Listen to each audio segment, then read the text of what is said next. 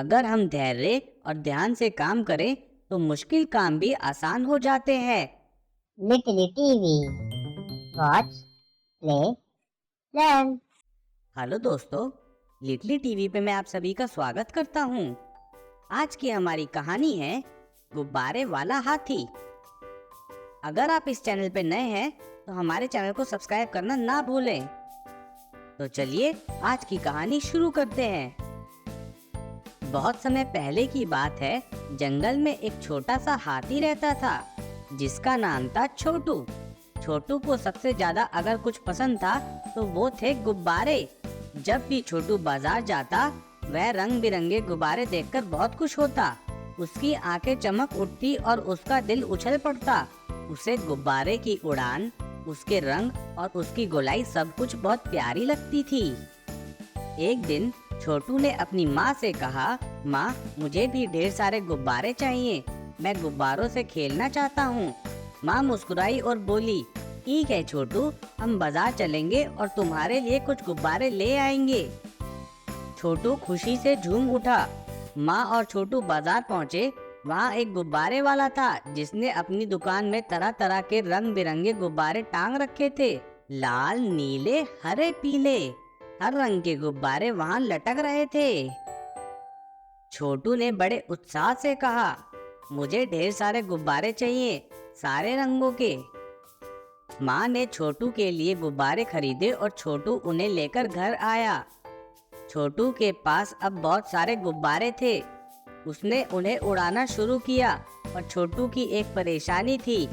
उसकी सूंड बहुत लंबी थी और जब भी वह गुब्बारा पकड़ता उसकी सूंड के दबाव से गुब्बारा फट जाता। पहले लाल गुब्बारा फूटा, फिर हरा, फिर नीला। छोटू परेशान हो गया। उसने सोचा, अरे ये गुब्बारे तो इतने नाजुक होते हैं, मेरी सूंड से तो ये सब फूट जाते हैं, अब मैं कैसे खेलूं? छोटू उदास होकर बैठ गया। तभी उसके दोस्त गिल्लू गिलहरी दौड़ता हुआ उसके पास आया।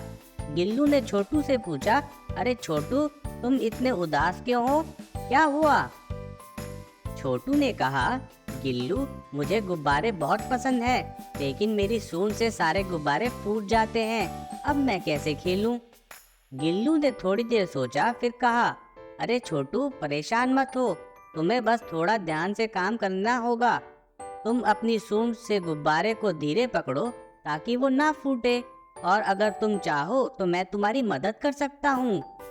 छोटू के चेहरे पे फिर से मुस्कान आ गई।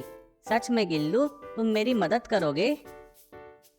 गिल्लू ने कहा, हाँ बिल्कुल, चलो हम एक बार कोशिश करते हैं। गिल्लू ने छोटू को धीरे धीरे गुब्बारा पकड़ने का तरीका सिखाया। छोटू ने गिल्लू की बात सुनी और अब वह ध्यान से अपनी सूंड से गुब्बारा पकड़ने लगा। इस बार गुब्बारा फूटा नहीं। छोटू बहुत खुश हुआ। देखो गिल्लू, अब मैं गुब्बारे से खेल सकता हूँ बिना उन्हें फोड़े, छोटू खुशी से चिल्लाया।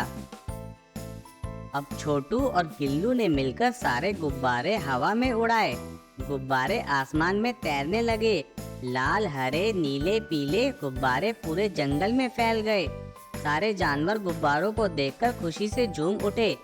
थोड़ी देर बाद गिल्लू ने छोटू से कहा, छोटू, क्यों ना हम सारे दोस्तों को बुलाएं और एक गुब्बारों की पार्टी करें? छोटू को यह आइडिया बहुत अच्छा लगा। उसने सोचा, सच में अगर सभी दोस्त आएंगे तो और मजा आएगा। छोटू और गिल्लू ने अपने सारे दोस्तों को बुलाया। मिट्टू तोता, किट्टू बिल्ली, बबलू बंदर और राजू खरगोश, सब दोस्त जंगल में इकट्ठे हो गए। अब सबने मिलकर गुब्बारों से खेलना शुरू किया। गुब्बारे हवा में उड़ते और सारे दोस्त उसके साथ दौड़ते, उछलते और हंसते। गुब्बारों की पार्टी बहुत मजेदार थी। सब दोस्त बहुत खुश थे। छोटू भी बहुत खुश था क्योंकि अब वो गुब्बारों से बिना डर के खेल सकता था।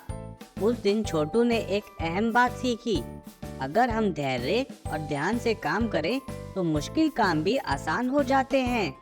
अंत में सबने मिलकर मिठाई खाई और खूब मस्ती की, और इसी तरह छोटू का गुब्बारों वाला दिन उसकी जिंदगी का सबसे खास दिन बन गया। इस कहानी से यह सीख मिलती है कि हर समस्या का हल धैर्य और समझदारी से निकाला जा सकता है। तो बच्चों, आज के लिए बस इतना ही। अगर आपको कहानी अच्छी लगी हो तो वीडियो को लाइक और चैनल को सब्सक्राइब करना ना भूलें। फिर मिलते हैं एक नई कहानी के साथ। तब तक के लिए बाय बाय।